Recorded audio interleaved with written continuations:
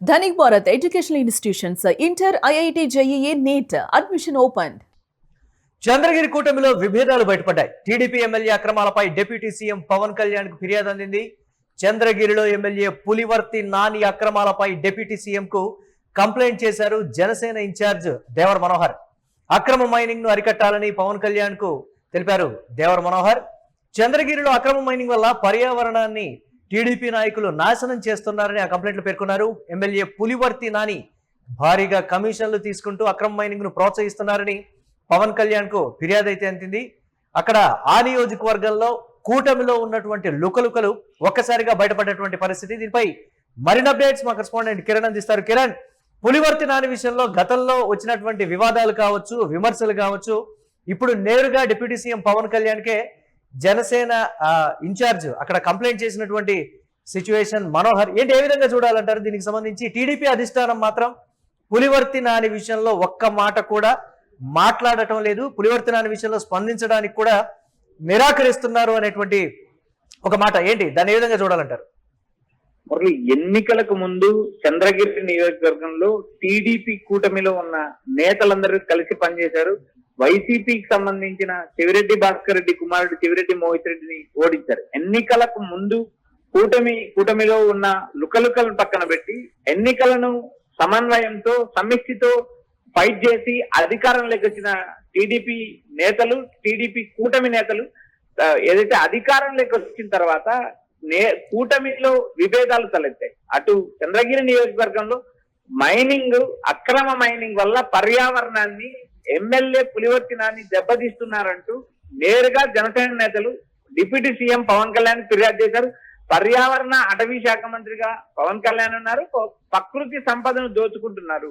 నియోజకవర్గంలో ఉన్న మైనింగ్, నియోజకవర్గంలో ఉన్న ఎర్రమట్టి, నియోజకవర్గంలో ఉన్న సహజ వనరులు టీడీపీ ఎమ్మెల్యే పులివర్తి నాని దోచుకుంటున్నారంటూ పవన్ కళ్యాణ్ కు ఫిర్యాదు ఇవ్వడం, పవన్ కళ్యాణ్ వాటిపైన క్షుణ్ణంగా పరిశీలించడం. అయితే మంత్రి నారా లోకేష్ కు అత్యంత సన్నిహితంగా, సీఎం చంద్రబాబు నాయుడుకు అత్యంత సన్నిహితుడైన పులివర్తి నాని పైన ఎలాంటి చర్యలు తీసుకుంటారనేది వేచి చూడాలి. కానీ ప్రస్తుతం జరుగుతున్న పరిణామాలు చూస్తే నియోజకవర్గంలో కూటమిలో ఉన్న లుకలుకలు, అటు వైసీపీ రోజు రోజుకు యాక్టివ్ కావడంతో కూటమి నేతలు కలిసి సమన్వయంతో పనిచేయాలంటే ఇప్పటికే కూటమి పలు సమావేశాలు నిర్వహించింది, నేతల మధ్య సఖ్యత ప్రయత్నం చేసింది. ఇటు పులివర్తి నాని పైన పలు ఆరోపణలు, ఇటీవల కాలంలో ఒక రిటైర్డ్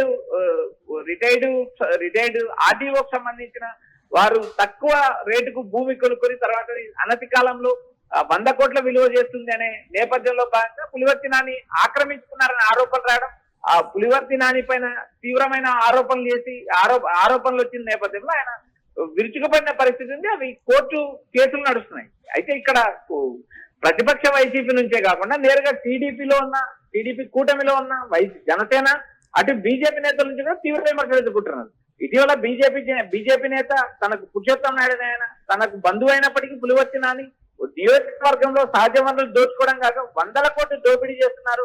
అటు టీడీపీ అధిష్టానానికి ఫిర్యాదు చేశాం, ఇటు కూటమి నేతలకు ఫిర్యాదు చేసినప్పటికీ ఎలాంటి ఫలితం లేదంటూ ఆయన తీవ్రమైన వ్యాఖ్యలు చేశారు. గత ప్రభుత్వంతో పోల్చుకుంటే ఈ ప్రభుత్వంలో సహజ వనరులు లూటీ జరుగుతుందంటూ సాక్షాత్ టీడీపీ కూటమి నేతలు, అటు జనసేన నేతలు, ఇటు బీజేపీ నేతలు తీవ్ర విమర్శలు గురించారు. రాష్ట్రంలో కూటమి నేతల మధ్య సఖ్యత లేదా ఆయా నియోజకవర్గాల్లో కూటమి నేతల మధ్య ఉన్న లుకలు.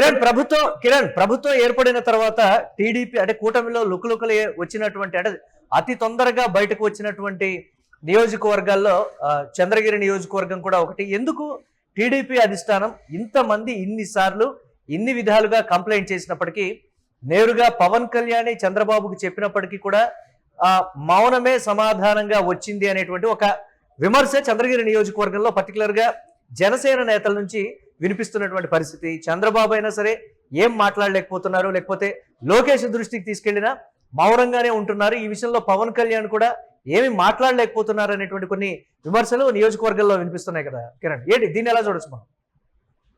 మురళి, టీడీపీ కూటమి కూటమి నేతలపై నేరుగా విమర్శల వర్షం కురుస్తున్నారు. ఇక్కడ ప్రధానంగా కూటమి నేతల మధ్య సఖ్యత లేకపోవడం, ఆ నియోజకవర్గంలో జరుగుతున్న పరిణామాలు. సీఎం చంద్రబాబు నాయుడు సొంత నియోజకవర్గం చంద్రగిరి నియోజకవర్గం నుంచి ఆయన గతంలో ఎమ్మెల్యేగా గెలిచారు, తర్వాత ఆయన కుప్పం వలస వెళ్ళారు. అప్పటి నుంచి కూడా అటు కాంగ్రెస్ ఇటు టీడీపీ నేతల మధ్య నియోజకవర్గం గెలుపు ఓటంలో మారుతున్నప్పటికీ 2014లో 2019 ఎన్నికల్లో వైసీపీ 2 సార్లు గెలిచిన తర్వాత మొట్టమొదటిసారిగా దాదాపు 20 ఏళ్ల పైచిలుకు 20 ఏళ్ల తరువాత చంద్రగిరి కోటపై కూటమి నేతల సమన్వయంతో సమిష్టితో పనిచేసి ఆ నియోజకవర్గంలో టీడీపీ జెండా పట్టారు. గెలిచిన తర్వాత నియోజకవర్గంలో జరుగుతున్న సహజ వనరుల దోపిడీ, నియోజకవర్గంలో కూటమి నేతలకు ఎలాంటి ప్రాధాన్యత ఇవ్వడం, బీజేపీకి కానీ జనసేన నేతలకు కానీ పులివర్తి నాని ఎలాంటి ప్రాధాన్యత ఇవ్వలేదనే విమర్శలు.